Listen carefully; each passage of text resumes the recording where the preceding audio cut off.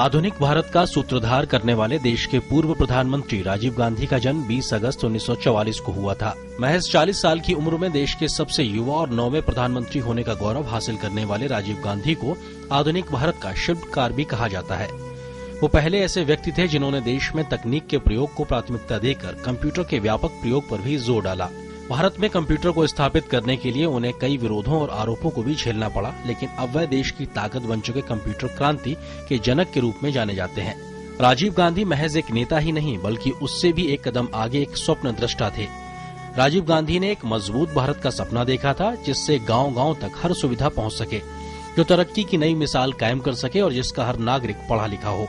अपने इसी सपने को साकार करने के लिए राजीव गांधी ने सूचना प्रौद्योगिकी, शिक्षा, कृषि, पेयजल और पंचायती राज जैसे बुनियादी कार्यों पर जोर दिया। विकास को समाज के हर वर्ग के लोगों तक पहुंचाने के लिए राजीव गांधी ने लाइसेंस राज के खात्मे और आर्थिक गतिविधियों पर लगी तमाम बंदिशें हटाने की शुरुआत की थी। राजनीतिक पृष्ठभूमि में होने के बावजूद राजीव गांधी ने कभी भी राजनीति में रुचि नहीं ली। भारतीय राजनीति और शासन व्यवस्था में राजीव गांधी का प्रवेश केवल हालातों की ही देन था। राजीव गांधी के नेतृत्व में दिसंबर 1984 के चुनाव में कांग्रेस को जबरदस्त बहुमत हासिल हुआ। राजीव का सपना भारत को विज्ञान और तकनीक के क्षेत्र में अगुवा बनाने का भी था, ताकि 21वीं सदी में भारत दुनिया के तमाम देशों के साथ कदम से कदम मिलाकर चल सके।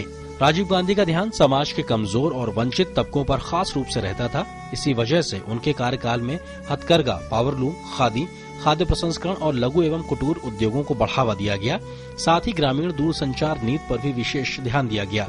आम लोगों की शासन में भागीदारी सुनिश्चित करने के लिए राजीव गांधी ने अपनी ओर से विशेष प्रयास किए, जिसके आधार पर ही 73वें संविधान संशोधन के जरिए बाद में देश में पंचायती राज व्यवस्था लागू की गई। और यही वजह है कि आज देश भर में चुने हुए ग्राम पंचायत प्रतिनिधि अपने कार्य को बखूबी अंजाम दे रहे हैं। 21 मई 1991 को तमिलनाडु के श्रीपेरम्बदूर में एक आत्मघाती हमले में उनका निधन हो गया।